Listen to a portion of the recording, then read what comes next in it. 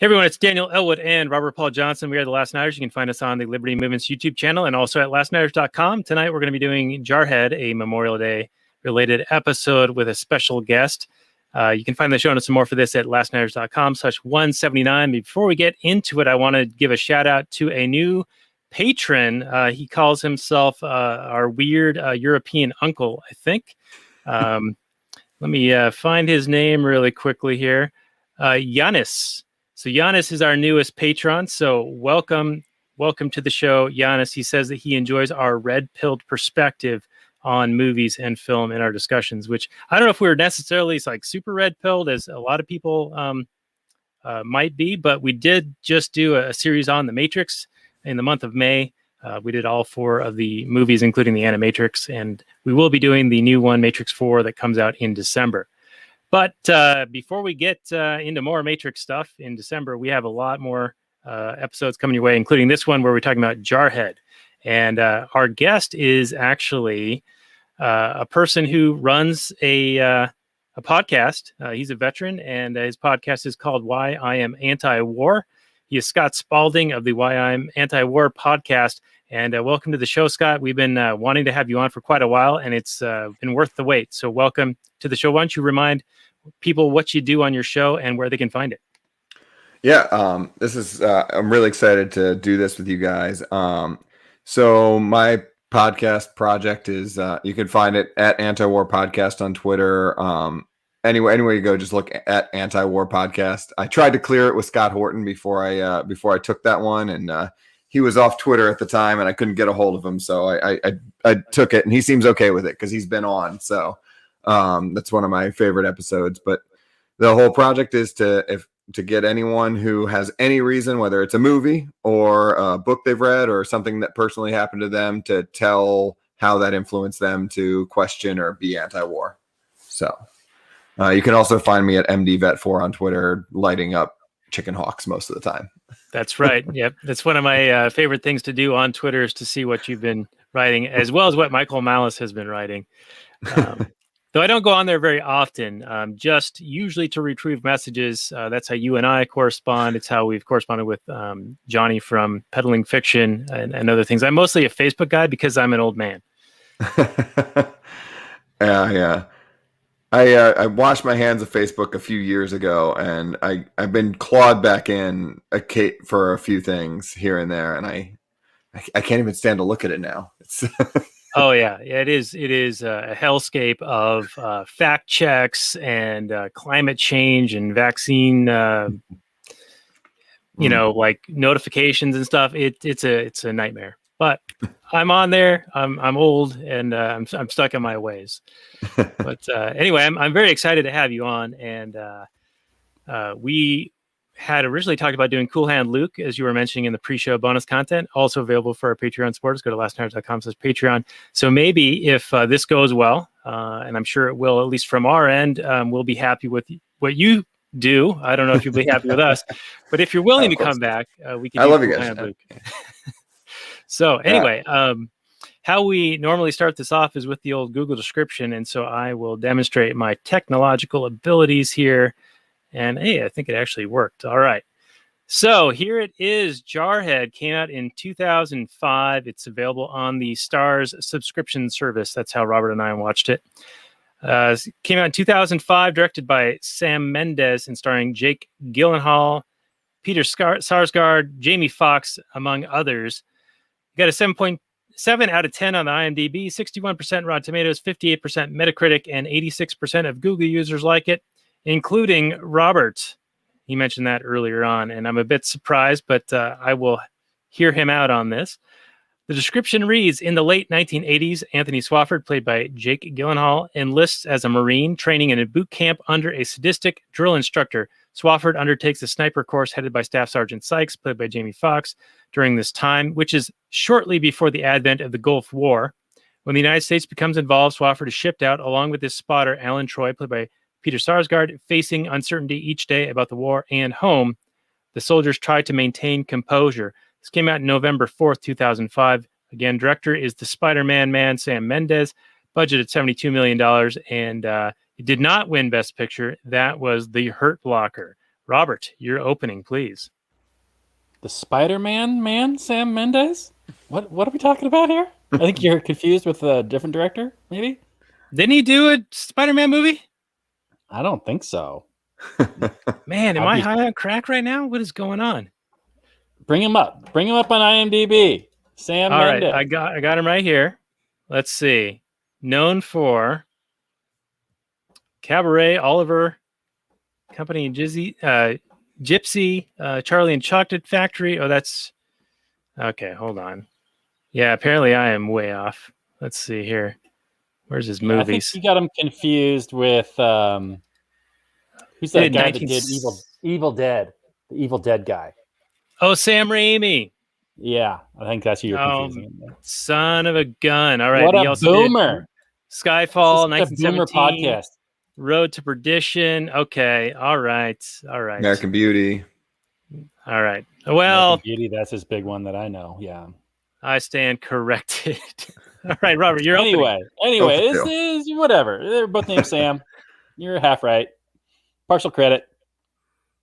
So, as our guest was saying in our pre-show, this movie has a very passive protagonist. Just like in Full Metal Jacket, the characters, I mean, these guys are soldiers. They do what they're told. They go where they're told to go. They don't really get a lot of choices. So their choices really can't affect the plot a whole lot. Although I will say this movie, I think, gave me more than Full Metal Jacket did, because this is a very psychological story. I know a lot of war stories really talks about. What are you shaking your head about? This is my intro. You get your face out of here. Give me the full screen. Man, better than Full Metal Jacket. Oh man, sacrilege. All right, here you go. I didn't say that this movie is necessarily better than Full Metal Jacket, although it is. What I was saying is that the main character, as it's a psychological story and it's really the devolution of his sanity, his choices they do affect the plot more than in Full Metal Jacket. So his kind of wild, breaks where he threatens his squad mate, threatens to kill him basically because he was negligent when he was taking over his watch duties. I'll say this. He was a much more interesting character than the main character in Full Metal Jacket. We get inside his head. We get a whole lot of his inner monologue. We get his, his elation. We get all of his emotions. We get his boredom. We get his jealousy. We get his rage. We get his frustrations. Mostly his frustrations. His being horrified when he sees all the civilian dead bodies of the people just trying to escape the war. I don't know. We just seem to get more in this film than we did in Full Metal Jacket. For me, I connected more with this character. It might have also helped that this guy's like barely older than me. This was taking place in 1993, I believe, and he says he's 20 in the film. So in 1993, I was 17. So yeah, he's like 3 years older than me. And if it had been a few years later, I was approached by recruiter guys. I could have, even though I rejected them, I could have almost been in the war, would have been one of those guys, and could have been in this guy's place. He's one of the... He was 91, and I remember you... 91? Oh, it wasn't 93, yeah. Okay. You sicked those recruiters on me. Listen, they were going to come to you anyway. But they asked me if there was anybody else I knew that was interested in joining the army. And I was like, well, of course I do. My buddy Dan. He's all about it. He's always talking about going over and killing some Iraqi. So, yeah, I'm not really proud of that, but that's something that happened. It's true. It's one of those things that friends do to each other, try and get them enlisted. Anyway. I signed my friend up for any lottery or any of those things. I just put his email and phone number when it's like sign up for this free thing, just so he gets as much junk mail as humanly possible. Man, kindred spirits, you two. Jeez. All right. Epic. All right. So I keep derailing you, Robert. Yeah, you do. I'm in the middle. I had this flow going, and then now it's all, I don't even know what I'm talking about. The script is quite excellent. I know it's taken from a book. Not a lot happens in the movie, but that's some of the case with war. It's a lot of waiting around and then crazy action.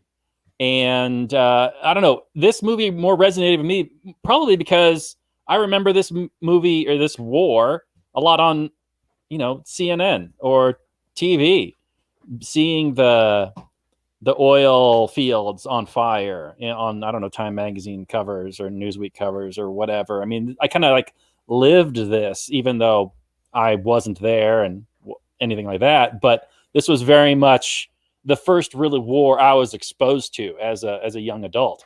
I wasn't alive for Vietnam.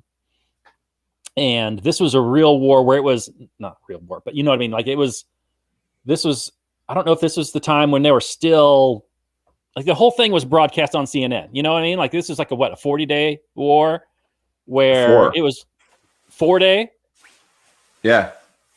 The actual combat was only 4 days. Like there was bombing for something like 30, 40 days probably.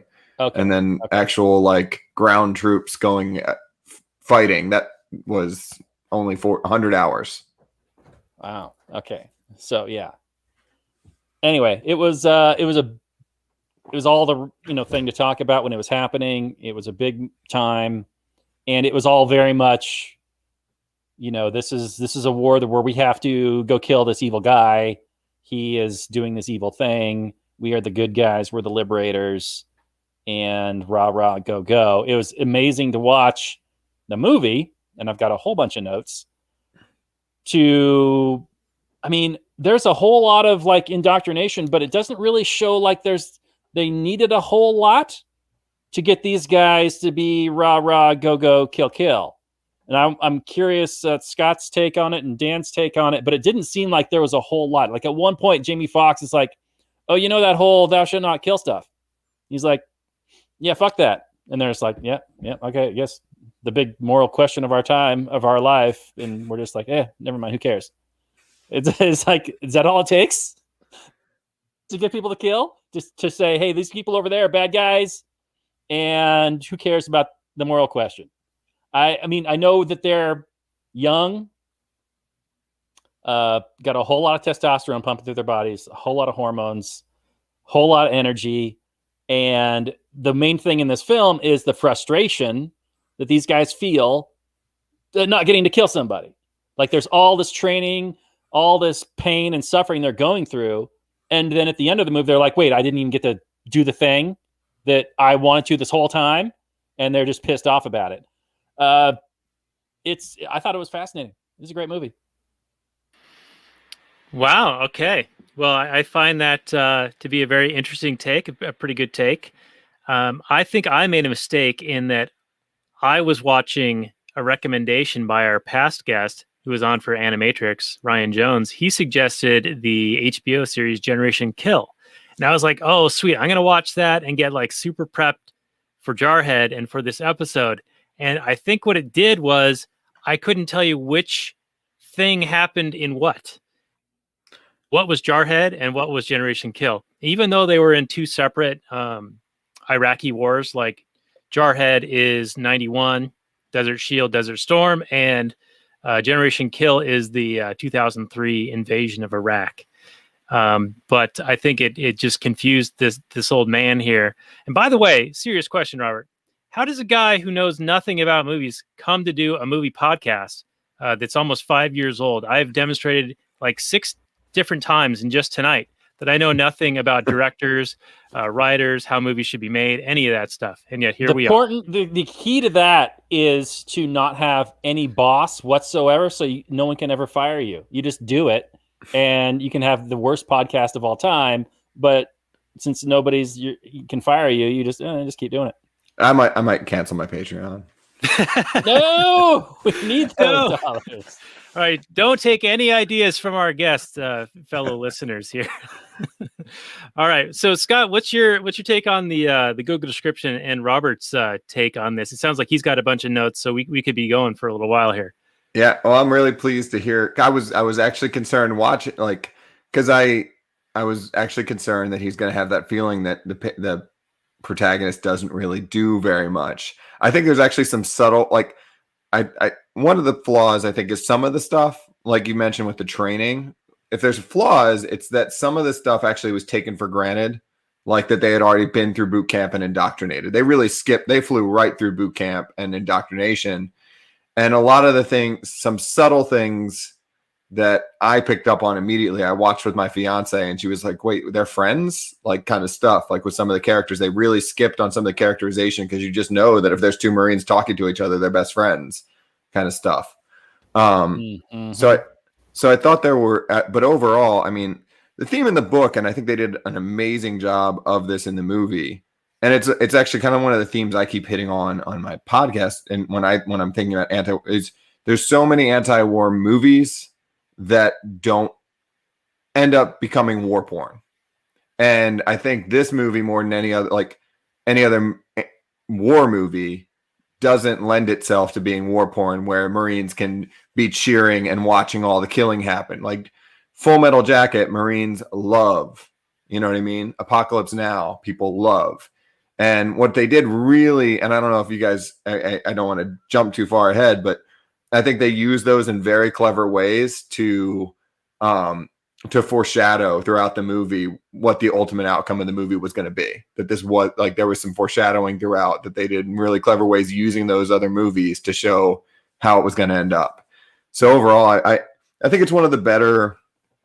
There's some other great ones that I look forward to maybe talking about you all with, but they do a cool job of referencing Full Metal Jacket in some really subtle ways too that I didn't pick up on the first or second or third time I ever saw it. And a little bit of referencing like Apocalypse Now too. So I thought overall, it's one of my favorites, but it's also I think it hits this fine balance. There are a lot of really depressing anti-war movies. I don't think this dives far enough into depressing where you wouldn't watch it again. Because there's a lot that I've watched that you watch it and you never want to see that movie again. And this is one that I don't get that feeling from. You could recommend it and not be like, okay, you have to watch this horrible documentary about Yemen so that you hate the war in Yemen. You know what I mean? Watch this movie and you're going to come out and you'll be entertained and still come out of it getting the right message. Yeah, I would absolutely agree with that. This is very much an anti-war film. And you're right, there is no war porn. There is the movie scene where they're watching Apocalypse Now and they're getting so excited and they're so rah, hey, let's kill those Charlies and this is so fantastic. We just can't wait to go get some. And then they get to the war and it's not what they were hoping for. And you hear this throughout time, like throughout, I don't know, since like World War I, maybe even, I don't even know about the Civil War. We don't really have a whole lot of information on how people were feeling about that. But there's very much the sense, especially in the World War I, World War II, especially World War I, I've heard a lot of things about people just wanting to get to the war before it was over. Just wanting to get a chance to see the action, get a chance to be a warrior, a soldier, and fight in a war. It's so glorious. It's so wonderful. You get a chance to protect the things. It really speaks to what a man is and what a man wants to be. And it really plays on that protector role and really gets to exploit that for, obviously, the state. And I think this movie does a fabulous job of showing the psychological toll on young men that want to be the protector. Yeah, I would agree with that. And I think that a lot of that has to do with generationally, because the first Gulf War here in 91 is just enough removed from Vietnam to where there's a new crop of young men who are like excited about this. They're no longer carrying that stigma and that demoralization of Vietnam. And I think you're right. I watched Downton Abbey way back in the day, and they talk about the lead up to World War I, and everyone's excited. They want to be involved and go into combat. And you're right. They were talking about, oh, I hope it's not over before we get down there.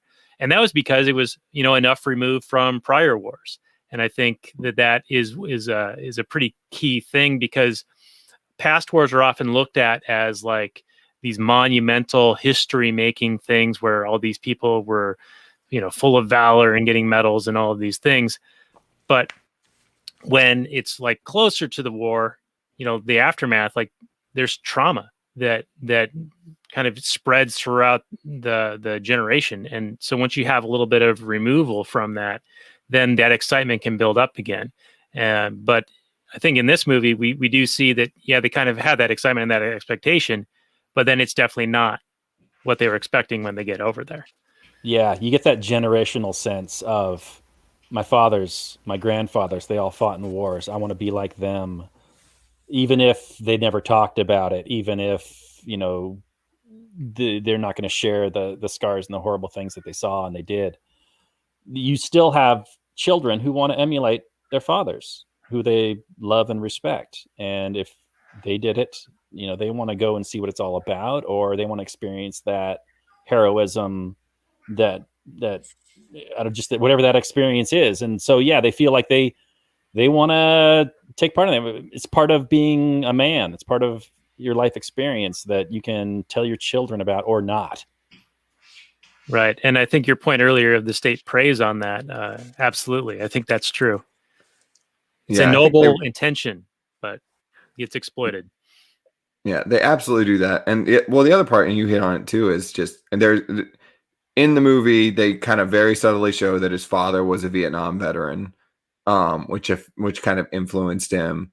And you're right, it's just that far removed. I think it was George Bush, the senior, who said that like the Gulf War cured Vietnam syndrome. Vietnam syndrome was this reluctance to be involved in more wars, and finally we had this good, rousing success of a war that broke the United States Vietnam syndrome. And the other thing I think now I'm just now thinking that they were playing with this a little bit too, is like you said, it's a rite of passage type thing. And in the Marine Corps, and I think they mentioned this very subtly too, everyone wants what's called their CAR, their combat action ribbon, which you get when the standard changes from time to time, but it usually means you were shot at and returned fire, that you actually fired your weapon in combat. They can alter that definition sometimes, but that's the general definition, is that you've actually seen combat. You'll get a CAR, and everybody wants one. As soon as they got there, those Marines don't need to be told anything except that this is their chance to get a CAR, and that'll make them a real Marine. Everyone will respect them then. You could look at somebody a few ranks above you, and they'll look at you, and if they don't have a CAR, you look down on them. And if you do, you know what I mean? That they haven't seen it, they haven't been there. Yeah, that's an interesting point. I don't mean to derail you, so hold on to whatever thought you've got. But isn't it funny how a little ribbon or a medal, just a little trinket, can be such a huge motivator? I forget who first introduced Napoleon. Yeah. Well, it's definitely attributed to Napoleon. That they'll march 100 miles for you could give $1 million or whatever. They'll march. Nothing else will entice somebody like a piece of ribbon will. Right, and it's just amazing because it certainly holds a significance, but really it's just a trinket. But it's status, and it says so much more than anything else. It's rank among your fellow man, and it's self-esteem, and is it a perversion?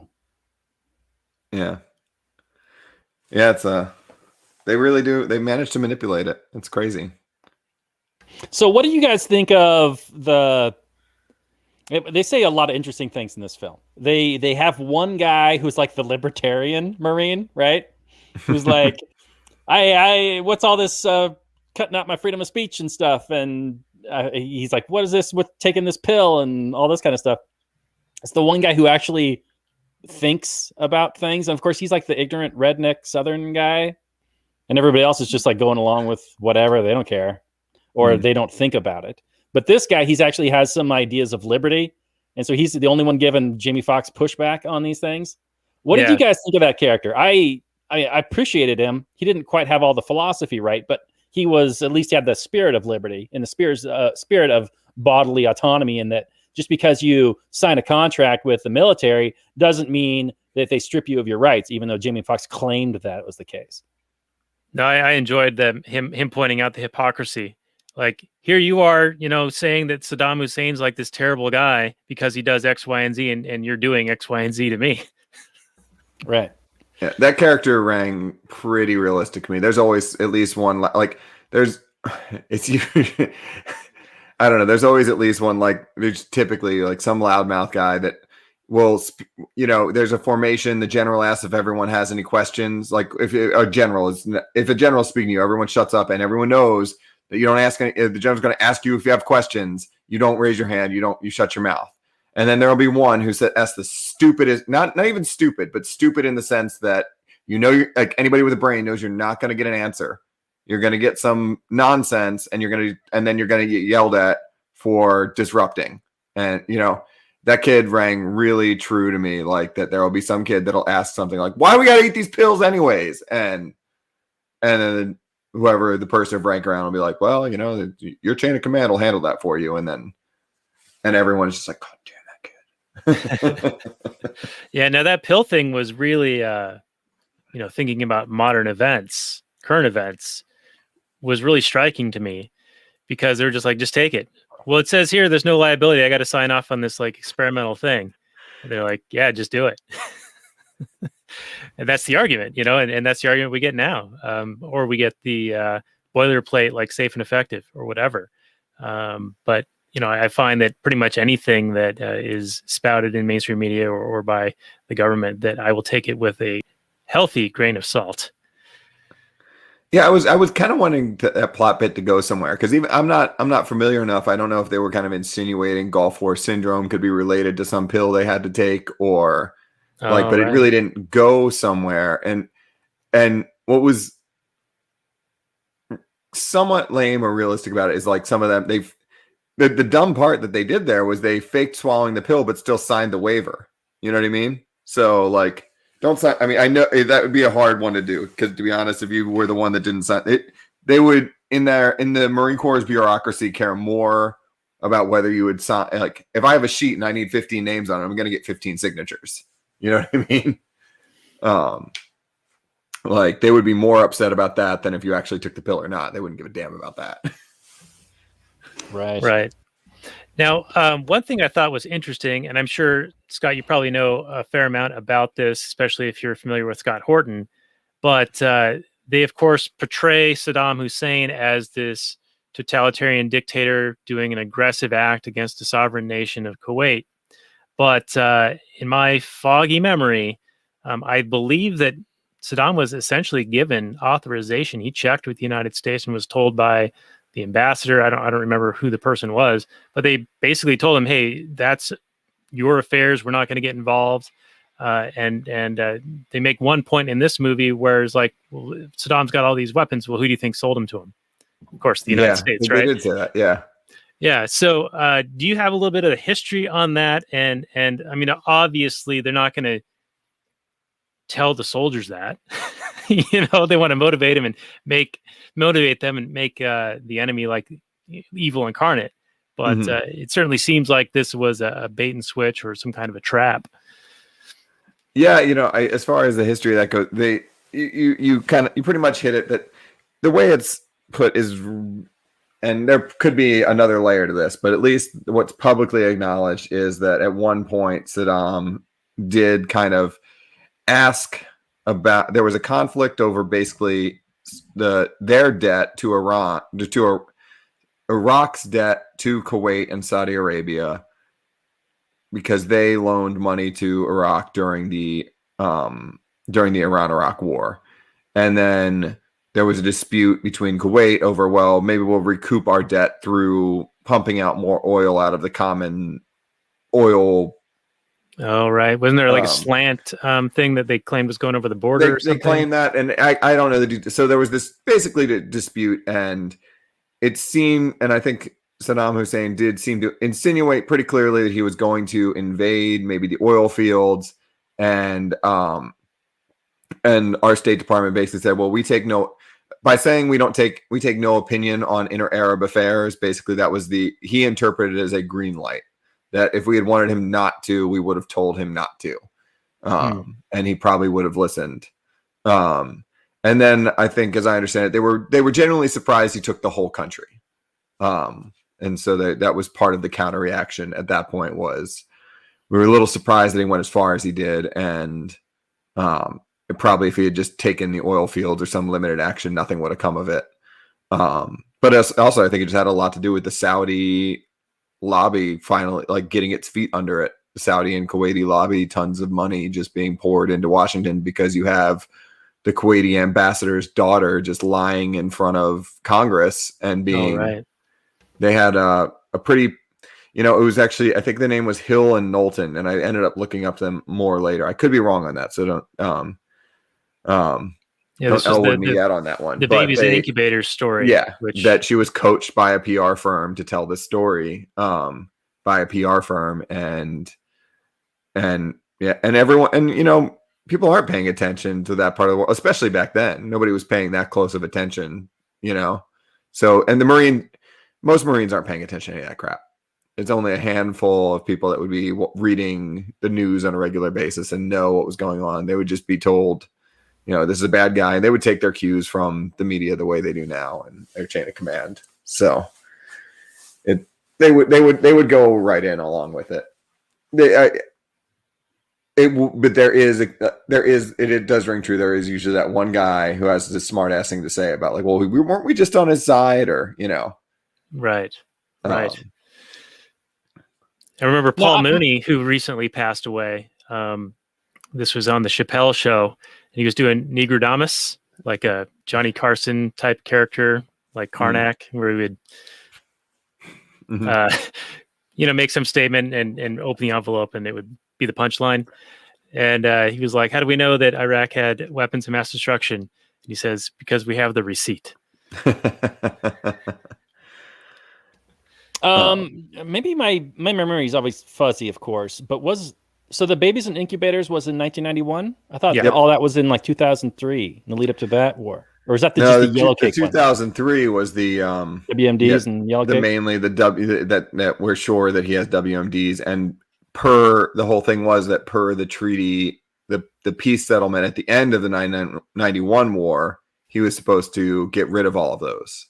And so that if we could, right. So the UN ratified like whatever peace deal, and he was supposed to give up all of those things. So if we could convince the UN that he actually still had some somewhere, then we could justifiably continue the war effectively. And then when the UN rejected that and said that he doesn't, that's when we got the new 2003 AUMF to go ahead and invade all over a new authorization, because they were going to try to use the 1991 one, which incidentally I just heard they're thinking about repealing now. A bit late, guys. I was listening. They were just talking about how, like, well, on the one hand, it's like, well, at least they're repealing some of these things. Like, it's just that we still have an authorization to kick Saddam out of Kuwait just in case he comes back. Zombie Saddam comes back and invades Kuwait. We got authorization for that already. President's got the green light. Yeah, no, none of these things are literally declared wars, right? Like there hasn't been a declared war since what? World Korea? War II? Or World 1942 against Hungary or Bulgaria or both. Yeah, so everything else has been some kind of like kinetic Military action. Or something. Yeah, basically. Well, it's Congress giving away its war power. It's Congress saying, well, if the president wants war, he can have it. Which is the complete opposite of, it's a total inversion of what the Constitution called for, which was the people deciding if there would be a war or not. Instead, it's like, well, we'll just say the president can, and then we're not responsible anymore. Right. So much for the Constitution. I'm a Lysander Spooner man myself on that. Well, yeah, absolutely. But anyway, I think you were trying to make a couple of different points before I derailed you several times. So do you have any at the top of your head there? Well, I guess I would be curious if you guys. So the one thing, and I kind of hinted at it already, is I think they did a really clever job of, like, they basically played with climax the entire movie. They with them watching. There's probably a few I'm missing, but with them watching Apocalypse Now, Yeah. and getting disrupted right as they're getting told to go to war, and then later on they all sit down. They're all excited to watch Deer Hunter, and it gets disrupted by watching somebody's wife cheat on them instead of getting to sit down and watch another war movie, another piece of war porn.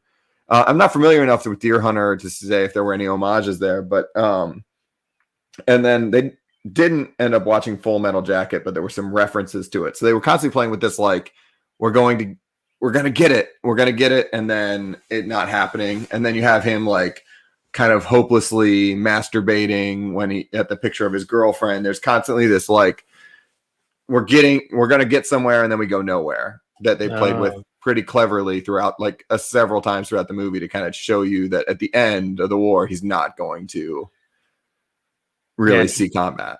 Here you are giving me more appreciation for this film, because all of this, it's all making sense. Like, yeah, it's like everything that they're about to accomplish or achieve, it gets thwarted right before they actually achieve it. And so, yeah, it's like this theme throughout the entire film.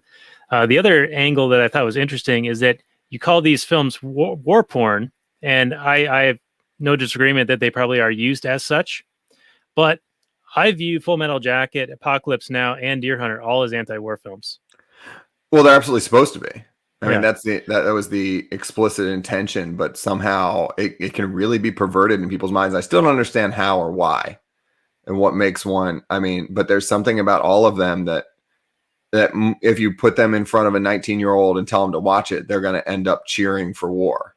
Right. You know well, it's probably the scenes that are like meant to highlight or contrast, the highs and the lows, because all of those films have this psychological trauma that occurs in war and in like being under threat constantly. But then there are moments of exuberance, like the Ride of the Valkyries with the helicopters coming in Apocalypse Now. So of course that's the scene they're going to cheer on.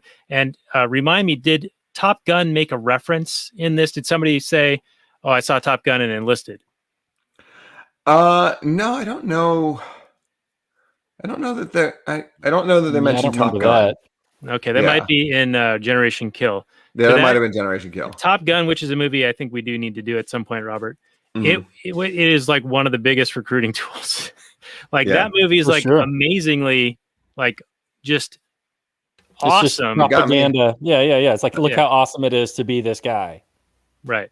I can't tell you. Look how freaking cool he is. I had all the lines of that movie memorized when I was a kid. Literally verbatim memorized, because that's all I wanted to do was be a Navy fighter pilot for a long time. I wonder. Oh, well, how accurate do you think this movie is? I mean, obviously it's taken from his story, but they're not watching Rambo and getting psyched up to go kill people and just being like, yeah, I want to be Rambo or I want to be Arnold Schwarzenegger or whatever. They're watching Apocalypse Now. They're watching Full Metal Jacket, which are very much, like Daniel said, I think are also anti-war films. If you watch them in their entirety, you're not just watching the flash bomb, shoot them. Are they really used by the U.S. military as war propaganda? My recruiter, really? Yes. Full Metal Jacket was playing. It was the go-to sit around and watch at the recruiter's office thing. Wouldn't that turn away business? It doesn't. I don't. For a certain kind of thick-headed person like myself, you just think you're tougher than like any of the psychological parts where somebody's struggling with it. They're just pussies, and you're mentally tougher than them. And this is forget about all the pussy parts of the movie. This is awesome.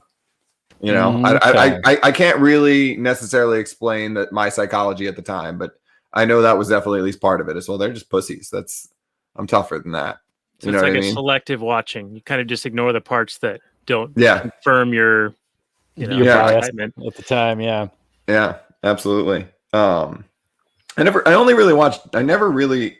think I tried to watch Deer Hunter and it was too long, and by the second night I just kind of lost interest and just tried to finish it out without really watching closely enough. So I can't remember that. Yeah, that was a real slow burn. I watched it maybe 20 years ago, but it gets into some crazy shit. Yeah, I think he ends up kind of like in a sort of addiction phase, and he's back in whatever country, like basically has a death wish, committing like holding a pistol to his head, or doing the what do they call it? Russian roulette. Yeah. Yep. I think that's another thing that they were doing, and I could be wrong here, but I think there were a few things too. Like if you think about Full Metal Jacket, where Animal Mother, I'm pretty sure it's Animal Mother, sitting next to the dead VC soldier, or NBA Apocalypse. soldier. No, he's got him like that's in Full like, Metal Jacket also. Yeah, they're in Way City in the battle village. Yep. Mm-hmm. Yeah. And then you have the Fowler character in this movie being like, "This is Baghdad Bob" or whatever, and kind of doing the same thing. Very much so. Yeah. And the other thing Marines do all the time is they emulate stuff they've seen in movies. And it hinted to me more like that guy was crazy and they weren't getting the joke, or like that he was just a little twisted, which I've met some twisted characters. But sometimes it seemed very performative. Like I met this guy that he was what they called a HET, human intelligence exploitation. And part of one of my more miserable jobs was collecting bodies from Fallujah, and the HET guys were, among other things, and like interrogations and stuff like that, they also were responsible for searching bodies for intelligence, if there's any maps or cell phones and stuff like that. And this guy, you could just tell he'd watched too many war movies, and I remember he just stuck a knife in this body for no real reason, and was like rummaging through and getting blood all over his hands, and then just ran it through his blonde hair just to show like how he wasn't fazed by the gore. You know what I mean? He's just a messed up guy. You know what I mean? So there are people like that, and it felt very performative, and I couldn't decide for myself whether Fowler was performing something he saw or was just a nut. You know what I mean? So like they reference, and Full Metal Jacket 2, obviously the boot camp scene, people talk about that being similar. And I don't know if you noticed this, but with the dream scene, where he wakes up in the middle of the night when they're on respite back to the rear, and he wakes up before he vomits out the sand. If you notice, like the lighting looked very much Colonel Kurtz, that shot from above with the very harsh lighting where only half his face is lit and the other half is in shadow. When he wakes up, he's sitting there staring up, and it kind of reminded me of that. So I think they were kind of subtly putting things in there, like, and I couldn't decide if it was them paying homage or just or ripping off a little bit. I'd lean with the way that they did the movie to say that it was more of them kind of paying homage, but yeah, I would go with the homage route, especially in the sense that all these guys, all the people in the movie had probably all seen these movies.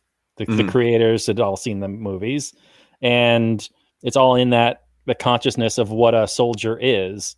It adds to that, because we don't get a lot of, personal stories that come out of these wars necessarily. People usually come back and they don't want to talk about them. They don't want to relive those experiences. So what we do have bleeds into the collective consciousness, and comes out in art. Absolutely. It really drives home to me, when you're 17, 18, 19, 20, your brain still isn't developed, right? It doesn't fully develop till like around 25.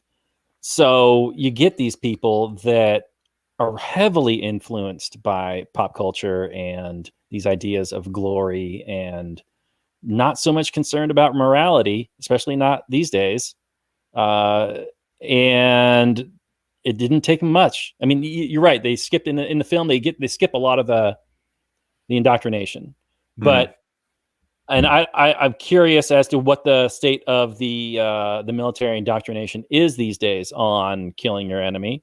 I know the fire rate among soldiers has gone way up ever since they really started demonizing the enemy. What was it like in Civil War? It was like 20% maybe 30%. I don't know what it is. Yeah. But now it's like 70 or 80% or something like that. Crazy. But yeah, these guys seemed, especially with the Marines, And I know it's a little bit more hardcore than the Army guys or the Navy or even the Air Force. Really take a. I remember what the recruiter that recruited me. He was a Marine, and he was like, "No. Boot camp for us is like 3 weeks or something. It like takes more to make a Marine. You know, it's like a point of pride that they get extra indoctrination and extra training and that kind of thing. I don't know. Oh, well, it absolutely was. And to me, like 13 weeks of training, that's more than that's 3 more weeks than anyone else, or so much more badass. Like, right. It's a point of pride. Yeah, I would. I can't tell you what kids come out into the Marine Corps like, but I have some friends and whatnot that are in the Air National Guard, and I will say, and the Air Force is a different animal completely in a lot of ways. It's almost sterile, but all of their awards, like if they go overseas, and the Maryland unit is an A-10 squadron. Even the guys that like change the tires when they get an award written up, they have to say that I changed like 500 tires on an A-10, and the changing of the tires, I changed the tires on 15 aircraft that flew combat sorties, and in those sorties, 45 insurgents were killed. You know what I mean? Oh, so they got to tie it all together. Like their awards are written in such a way that, like, to maximize to explain the way in which they contributed to killing. You know what I mean? And they want the number of killed. You know what I mean? Like, yeah. But what's funny is, to them, it's so sterile. It says those aren't real people. They were killed. It seems to Air Force people, and it makes sense that was just a video game thing that happened. You know what I mean? And even more so now, where they're just like drone striking things. And they're so certain that whoever was killed was definitely a bad guy. Like, you know, anything that ended up dead, and like that was almost it. Yeah, they just automatically count them. Yeah. So for them, it's very like corporate and nonchalant, like not even really thoughtful. For Marines, it's, at least in the past, like when I came in, in 2003. It was very much, I know it sounds cheesy, but like, you pick up these phrases. I wanted the pink mist. I wanted to shoot some. I wanted to get to be a real Marine, and being a real Marine meant doing all the things real Marines do, which is go shoot something. You know what I mean? Yeah. What was oh, go ahead, Robert. Well, did you want to justify how hard you went through, all the pain and the suffering? I mean, in this film, they're doing this, and I want to talk about this a little bit. They're doing this training exercise where they're running, crawling under barbed wire, and one guy freaks out, and it's with live ammunition, and a guy freaks out, puts his head up, and gets shot in the head. Mm. And that's got to be traumatic for everybody involved. And you'd think at the end of it all that pain and suffering has got to get you something. It's got to be for some reason, even if it's only a personal reason of being able to do a thing that you want to do, not necessarily, I want the war to be justified and us to be the good guys and us to come back heroes and blah, blah, blah, blah, blah. You got to get something for all that pain and suffering, right? Yeah, I don't know. I guess to a certain extent, like, I think I'm trying to think of the like cliche phrases Marines will say, but it's like there's an element of that, but it's not exactly like this is payback for all the training I did. It's like, if I did all this training and then did nothing, then it's all invalidated. You know what I mean? It's not that this is like a big payoff.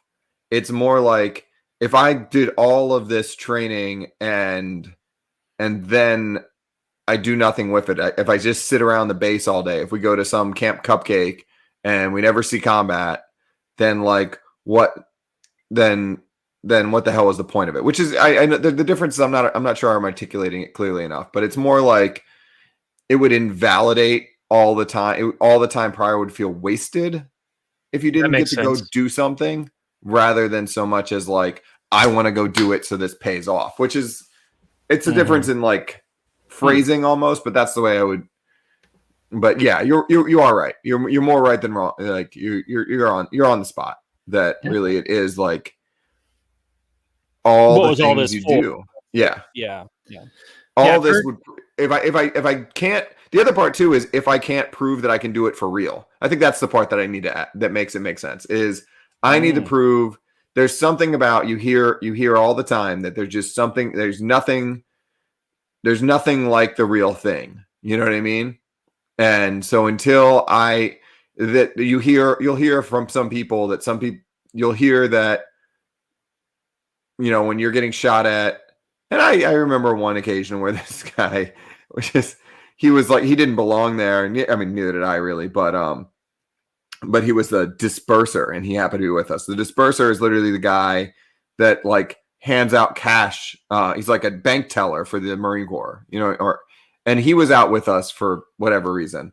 And we were getting shot at, and he literally was like, they're shooting, like kind of in a panic, like, and they're like, calm down, dude, just, you know, point your rifle that way, we'll be okay. Like, you know, but you kind of like, some people just don't have it in them, or they're going to panic and freak out, and you don't want to be that person. You want to show everyone else that you're going to do what you're expected, what everyone expects of you, and that you're not the one that's going to be not able to cut it. You know what I mean? This ties right into that ribbon thing you were talking about earlier, where that validates. Yeah. And is a tangible like marker of that thing happening. So they've fulfilled that desire that they have. And I think there's two other kind of points related to this. The one about, you know, if they've spent all this time and effort into something and then it never pays off. I've heard that argument made for the weapon systems and the military industrial complex contractors who develop all of these things. And well, it sure would be a waste for these billions of dollars to go into this development for something that we're never going to use. And so that's actually an incentive to actually use them and push for war and, of course, more things. Then the other side of it is more on a personal side, where you go through like an initiation or a hazing ritual, sort of like a fraternity. You become brothers with your fellow Marines, or, you know, like a frat house at a college, though certainly on a lesser scale. But there is psychologically like a bond that's formed through those challenges that you overcome together, and you kind of build those bonds as a result of that. So I can see kind of both of those things sort of playing a role in this. And that psychological aspect like flows into everybody else too, right? Like the whole national population. Like a lot of the argument for why we're still in Iraq or why we're still in Afghanistan is like, well, we got to get something out of this. We've spent all this time and effort. We can't just leave now. We got to keep this thing going. We got to eventually win this thing, or who knows what the goal out of it is or whatever. But you know, we've sunk all this time and effort and money and manpower into this. We got to keep going. We can't just leave. It's a sunk cost fallacy. It's the good money after bad. And it's I'm gonna butcher the quote a little bit, but to play around with kind of the I think it was the quote about one of the founders quotes about the standing army. And I think it's actually Elbridge Gerry who said it, but like from gerrymandering. But he said like a standing army is like a standing member, meaning a dick. It's an assurance of domestic tranquility, but a dangerous temptation to foreign adventure. Meaning that if you have this giant standing army, this Marine Corps sitting around, the Cold War is over, we got to go out and do something with it. You know what I mean? We're not going to keep 1.5 million people in uniform if they're not going to go kill something. We got to keep them in Iraq and Afghanistan. Well, what's the point of having this many? You know, we have them. We might as well use them. If they're if those wars ended now, as soon as some little something happened in Panama, they would be champing at the bit to go do that.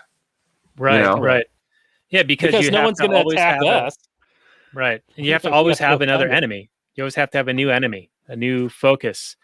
I remember, I think Rothbard was talking about after the fall of communism, he was giving a speech and he's like, hey, this is a great opportunity to wind down the military, you know? And of course, can't do that. There's too many. Got to find a new enemy. What are you talking about? Yeah, it's astounding when you do talk about it. People just can't even imagine like having, I mean, when you put it all together, like there's 1.5 million on active duty, and then like another 500,000 or 800,000 reservists, and then there's 2 million DoD civilians, and then like another 500,000 to 1 million contractors. It's something between 6 and 8 million people that work for the military out of the entire workforce. which is a pretty good chunk. And and when you just say like, well, if we weren't any, we could wind this military down, and it's just unimaginable. Like, it's a huge jobs program. To imagine you can't expect to convince. Yeah, you can't expect to convince anyone otherwise if their paycheck depends on not learning that information. Yeah.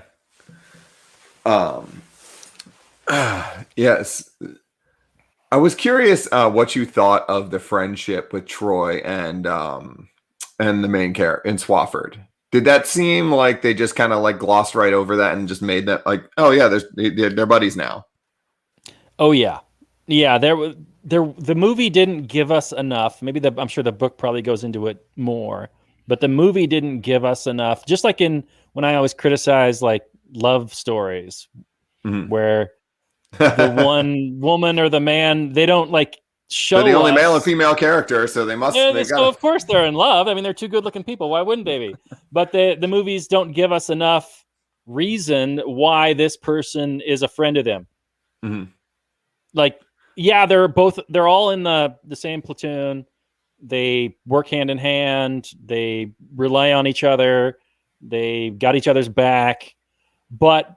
And so that gives us, the sense of brotherhood, but it doesn't necessarily tell us why their relationship means so much to each other. They didn't give us enough to explain why, I can see why this character really feels close to this other character because such and such happened, or they said such and such to each other. Yeah, we didn't get that. My fiance, when we were watching, and she said like, because Troy's acting all salty because he's not going to be allowed to re-enlist. All he wants to do is stay in. He's a lifer, you know what I mean, or wants to be, and he finds that he's not going to be able to re-enlist. And then, Staff Sgt. Sykes pulls Swofford aside, to tell him to keep an eye on him and tell him what's happening with him. And my fiance was like, "Why Swofford? He seems like a fuck up. Like, of all the people at this point, he's gotten in trouble a handful of times. Like, of all the people." And it wasn't obvious. It was obvious to me that he was the scout and he was the sniper, and they were a team together. But even then, that doesn't necessarily mean they're best buddies. Right. And like, it was obvious to me that at least they had to work together. But like all of a sudden I was like, yeah, they really didn't do much of making them friends. They have a little bit of him being the guy that like first one to talk to him when he checks into the new unit. They have a little bit of him like in the book. They have him actually stopping or at least intervening as Swofford's about to thinking about committing suicide. It's not quite the scene with Fergus, which is apparently that was I'll finish the thought, but so that's why at least there's a little, he has a little bit more of understanding of what's going on in each other's heads, but it wasn't really there in the movie. They just kind of assumed it. Yeah, I would agree with that. Because when you first meet each other, there's an antagonism where Swofford is about to be branded as a result of that initial interaction. And then they never really resolve anything or come to some kind of like point of, having to build a camaraderie. Like, sure, they have to work together, but if that moment that you mentioned in the book where Swofford's about to commit suicide and Troy like helps him out or whatever, that would have been an important thing to have in this movie. I think that would have gelled their relationship there and made it like that much more impactful. I'm sure they had to cut out tons of stuff cut something down. I think they did a good job in some ways reorganizing the story because it was written kind of vignettes and mixed together and it came together interestingly. But in the movie, they kind of had to do more chronologically. But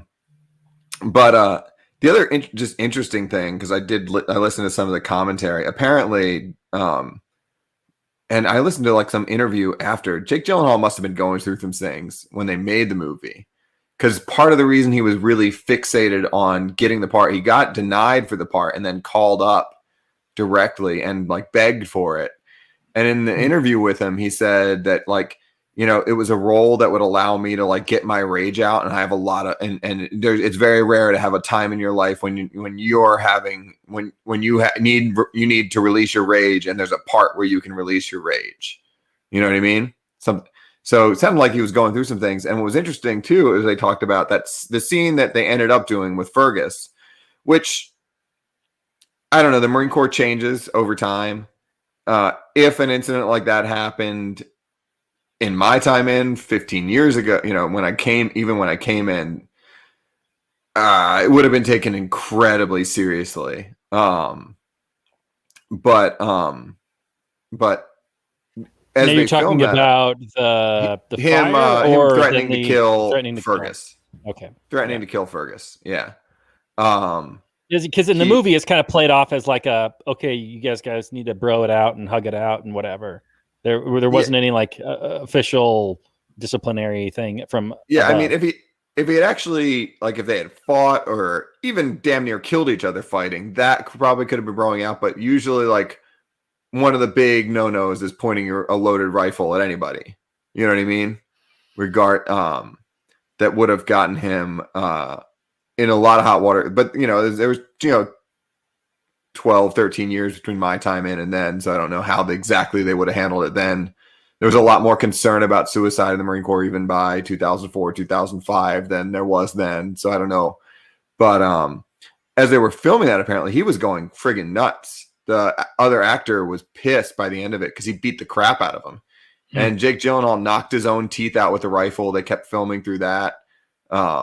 He beat the crap out of the other actor the entire way through the movie, through it until the point where the actor was legitimately mad at him for the rest of the filming. Didn't want to be anywhere near him. Wow.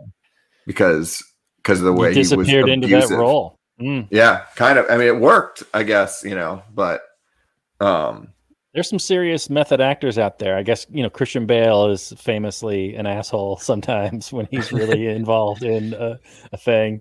Hey, fucking light guy. Do you see me fucking up your job, your livelihood? But that's what I wanted to. You mentioned an interesting point where it's a big no-no to point your loaded weapon at any other Marine, but that's what the military does in the training. They fire live rounds at Marines with the chance of killing them, and they in fact do kill somebody.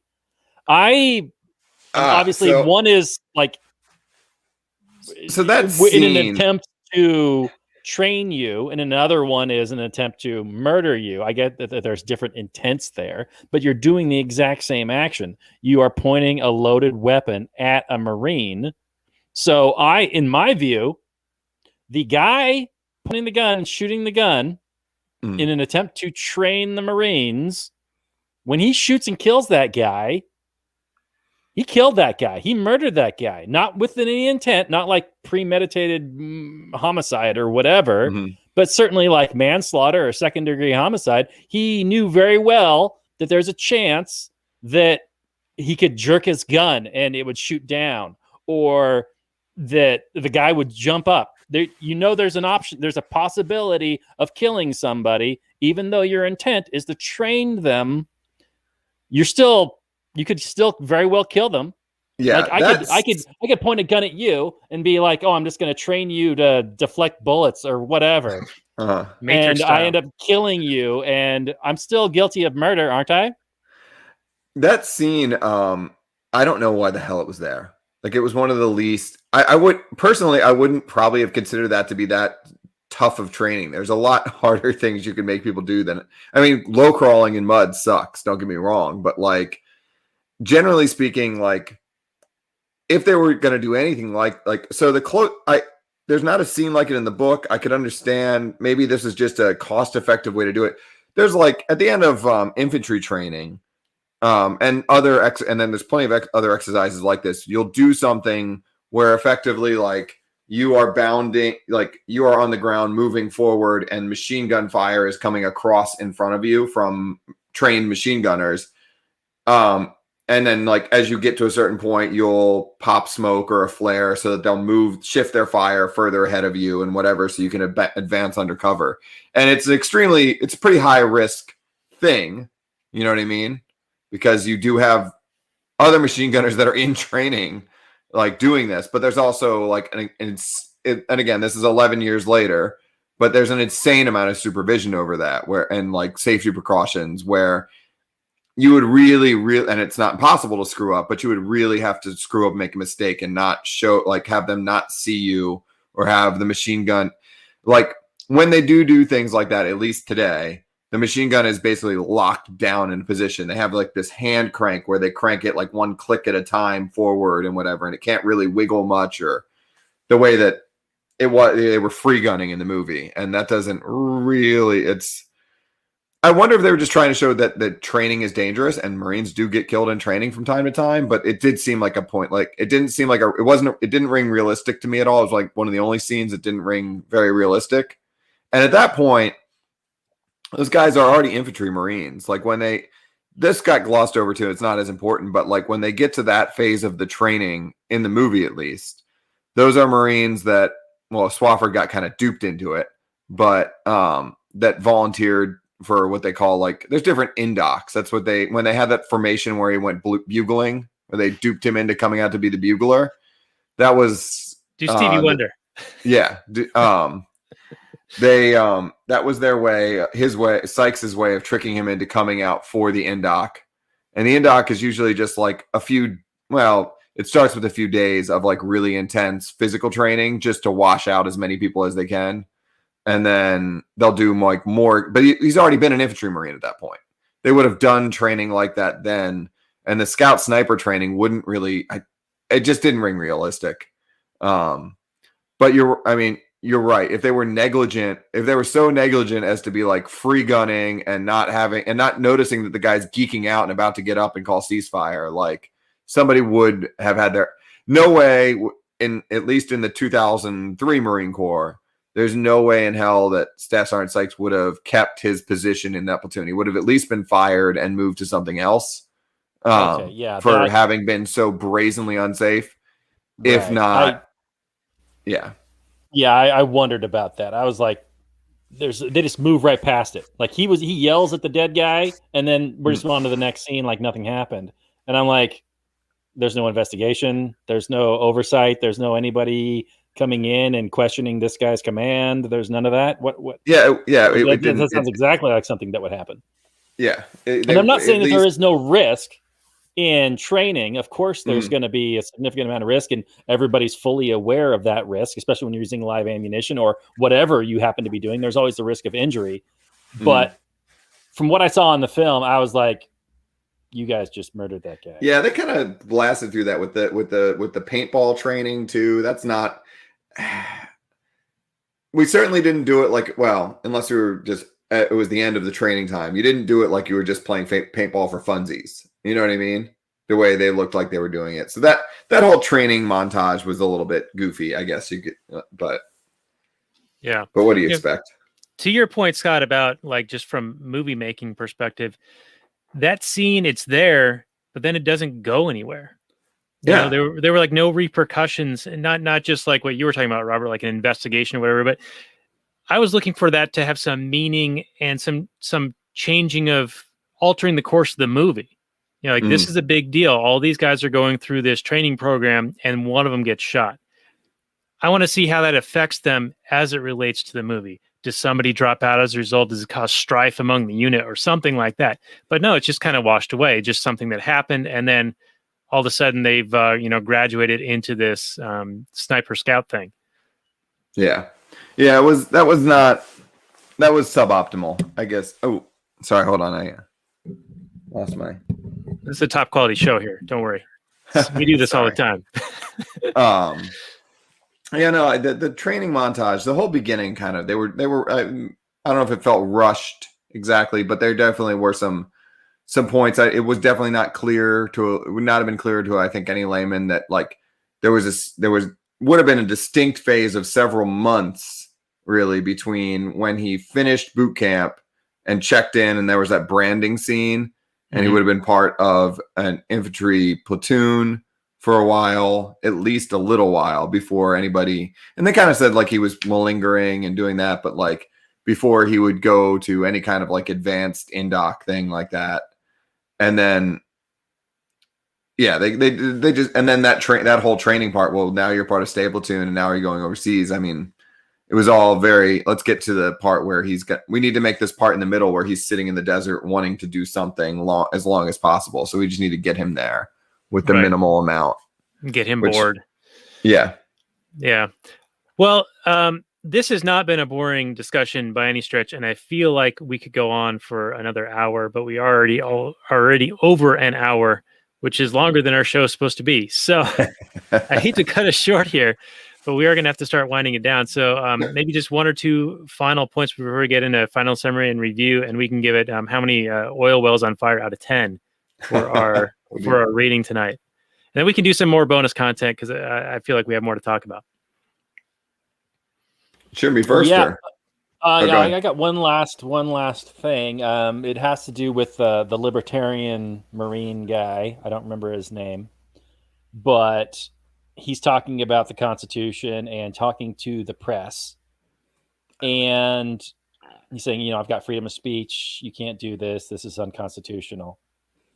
And Jimmy Foxx is like, you signed a contract. You don't have any rights, which is obviously false. You can't sign away your rights any more than you sign a contract to get rights. But at one point, the Jimmy Foxx makes the point, like, you're a Marine in response to like freedom of speech. He's like, you're a Marine. You must pay for everything you say. And I was like, everybody pays for everything they say all the time. Some costs are small. Other costs are big, but we all pay. So it struck. It's just a funny thing for Jamie Foxx to say, like, he thinks speech is just free when you're not in the Marine Corps. You could just talk and say, and there's no consequences and whatever. Who cares? I could just say whatever. I could just yell fire in a crowded theater, or I could tell somebody I'm going to murder them. It's no big deal. Who cares? It's just speech. But we all do. There's always consequences. There's always somebody that doesn't want to hang out with you because of what you say. There's always somebody who's offended by what you say. There's always somebody who laughs at what you say. There's always somebody who wants to hang out with you because of what you say. There's always costs and benefits and consequences of free, quote unquote, speech. So I thought that was just a funny little bit in the movie. And this movie had all kinds of stuff to inspire me to talk about it. This is rife with the content, like most war films do. But I think this movie has a little bit extra with the different talk about freedoms and rights and things like that. Yeah, I hadn't even considered that character as being kind of libertarian-ish and throwing those things out there. But I tend to agree that at least some of those points getting out there is interesting. And for what it's worth, he would, that's pretty normal to get like some kind of a briefing before you're going to have any media guys around. Hey, these are our talking. I forget basically, you'd be giving talking points and be told to kind of say like, well, there's a command message and it's this, and try to stick to. And if you don't know anything else, just loop back to the command message. Like, I don't know if they learned since 1991 or if 1991 was when they perfected it, but it was like, generally speaking, you were supposed to, like, if you said anything, like if you didn't know anything other than what the command message was, we're here to save and protect the people of Iraq from the blah, blah, blah, kind of a canned speech, and just bore whatever media personality, whoever's interviewing you, with the same thing that the last 15 people said is what was expected of you. Yeah, and this seemed like an homage to the Full Metal Jacket scene where he goes, I wanted to go to foreign places and meet interesting people and kill them. Man, I missed that one. All right, the last thing I've got is there's at one point the general, he's very briefly in the film, but the general is giving this motivational speech to all the troops. And he's talking about how we're going to go get some and we're going to go kill all these Iraqis and whatnot. And it just struck me very much like a football coach speech or any kind of sports coach really firing up his players, and how I know there's this one, I don't remember the name of the guy, but there's one coach. I don't know if it's the coach of the Spurs or some coach. I know there's some coach, maybe it's a football player coach, But he's like, he doesn't give motivational speeches. He's like, if you need motivation more beyond, doing your job, making millions of dollars to feed your family, then I don't know what I can hand to you. But there is something very primal and very, you feel this energy from everybody else and getting fired up and excited to do something. Like, you wouldn't need a motivational speech to get people to do things if it was really necessary, if it had to be done, if these people had a vested interest in doing it. But you need to motivate people to go over and kill people that they have no reason to kill, that aren't a threat to them, that have never been a threat to them or anybody they know. And you need this getting fired up. And in this movie, it didn't seem like they needed to do much to these guys. These guys were pretty much sold as is, but it seemed like the motivational speech helped make them feel not only part of the team, but also that they're doing the right thing and that this is something that needed to happen. And it's just interesting the psychological effects on the young mind. Because the whole time I'm sitting there going, ugh, this is like disgusting propaganda and I'm sick of it. But for them, it's like, oorah, get some. Come on, let's go. This is awesome. We're awesome. Let's go do awesome shit. I don't know. It's what a difference. Yeah, it was. I've heard a few speeches. Most are not so inspiring, but you just have to say "oorah" along with them. All right. Well, thank you for the final notes there, Robert. Why don't you lead us off with final summary and review and give us how many oil wells on fire for you? Okay. Well, I thought, even though the lead is pretty much, obviously everybody's just being told what to do. So you don't get the main characters making interesting decisions that affect the plot. But you do get him being interesting in this film. You get him being an interesting character. He's like smarter than the average Joe. He's like reading Camus, and he's he doesn't want to really be there, but then he gets the taste. I thought it was interesting that he got the taste for wanting to kill by being good at something. Like, he's got this skill of being able to fire a rifle with shooting with pinpoint accuracy. And he's like, I've got this. I want to put it into play. I want to make use of it. I want to be an instrument of destruction. But I want to use this skill. And I could very much identify with that. Like, I've gotten into archery and shooting quite a bit, and I don't have the desire to go kill somebody, but I do see, I do really get a thrill out of having, shooting bullseyes and hitting a moving target. Well, that would be even more exciting. And probably hitting a person would be pretty thrilling, even if horrifying, if I had to do it. But yeah, it's, I can see how the psychological effects play on people. And that's really strong and apparent in this film. You really get this guy, you get into this guy's head throughout the whole film. And that's, you're with him the whole time that he's experiencing all these different emotions. And yeah, there are some scenes that were definitely cut. It would have been way stronger of a scene when he's like, go, your boy's going to get cut out of the military. And he's like, goes over and he's like, what, you didn't even want to tell me? And the audience is like, oh, these guys care about each other. These guys are really, really good friends. It's like, oh, I didn't even know that. But yeah, this is still a strong film. I don't know if it's my favorite anti-war film, but it's definitely up there. I think this is underrated. I think this is probably the best film that I've seen about the Iraq War, for sure.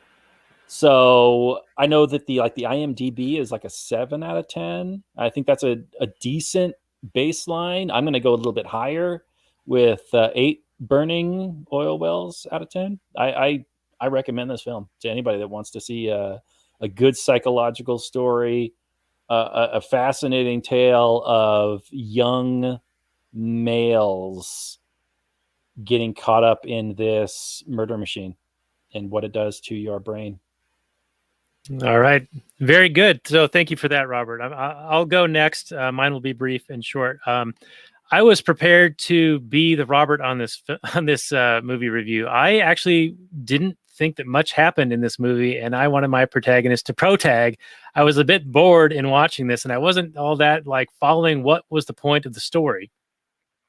Now, after this discussion, I do have some newfound appreciation for it, for all the foreshadowing and all of the homages and things like that. So perhaps this is one I need to go back and watch again to truly appreciate. Granted, I do think that there are a few areas where they had some scenes that did not pay off, and maybe it would have benefited from doing that. But overall, it's a pretty competent film. I think that it attempts to explore the psychology and the being disturbed by the training and the aspects of going to war and being thwarted in trying to utilize that training and getting bored. But I don't think it does it as well as getting into the psychosis like we see in Full Metal Jacket, Deer Hunter, or Apocalypse Now. I think that this pales in comparison to those three films. Granted, those are three great films, so I think it's a pretty lofty perch to try to reach. So I'm going to give this 6 flaming oil wells when I would have given it 4 prior to our discussion. So thank you guys for raising me 2 additional burning oil wells in the Kuwaiti Desert.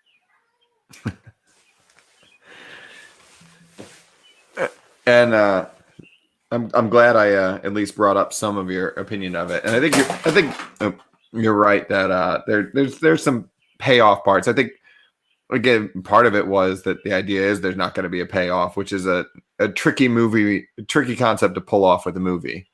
Yeah, now that I have an appreciation for that, maybe it's okay.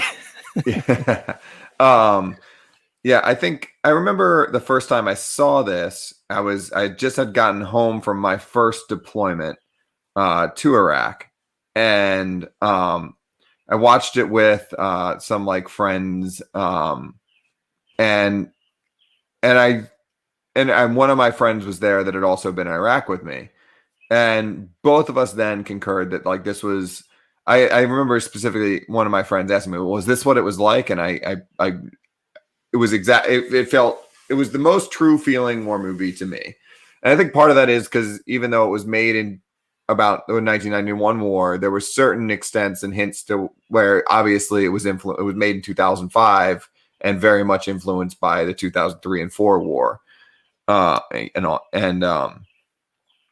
so for like, I think most Marines, like if you listen to Fighting Bullet Guys or anything like that, they'll agree that this is one of the most realistic depictions of life in the Marine Corps, at least in the 90s and 2000s.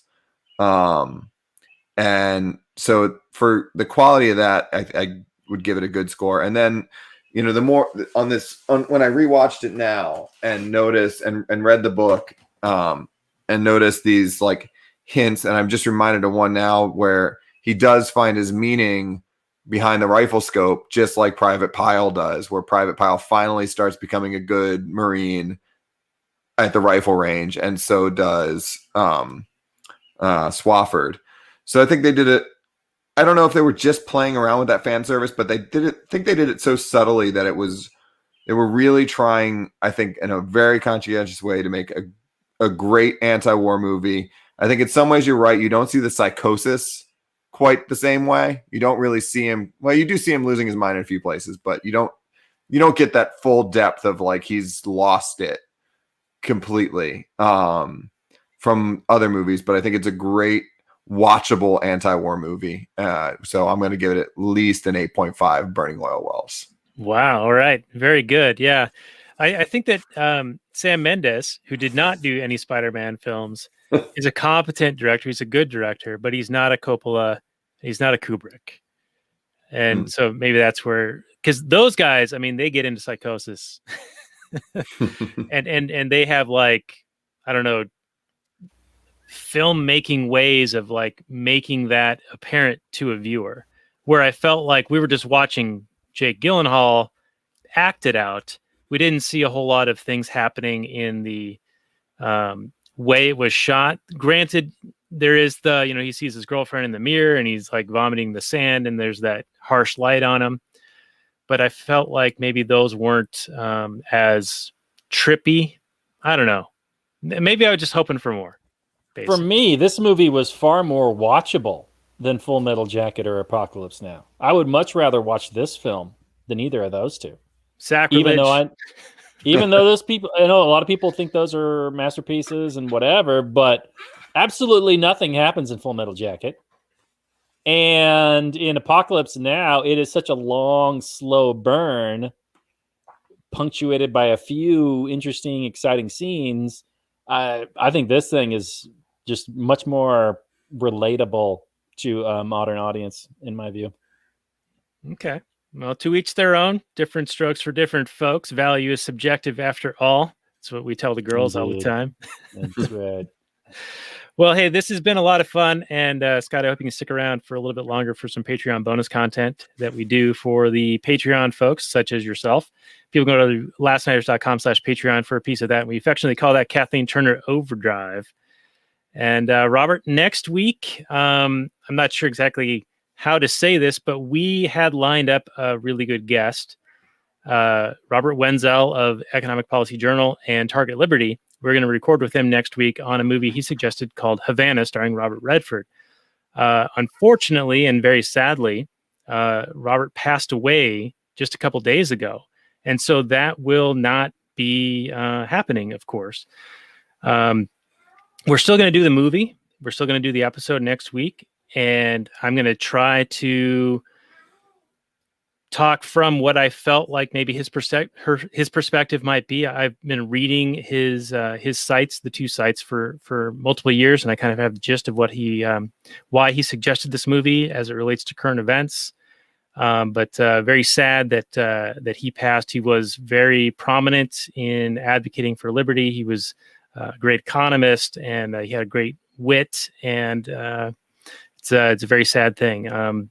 We had reached out to him just about 3 or 4 weeks ago, and he was enthusiastic about not only doing this movie, but also potentially doing other ones as well, including Mr. Jones and Open Secrets, which was an article he'd written on his site that prompted me to reach out to him as a guest. So that's what we're going to be doing next week, Robert Redford's Havana, and unfortunately no guest as he has passed away. So I didn't want to open on this sad note, so saved it for the end here.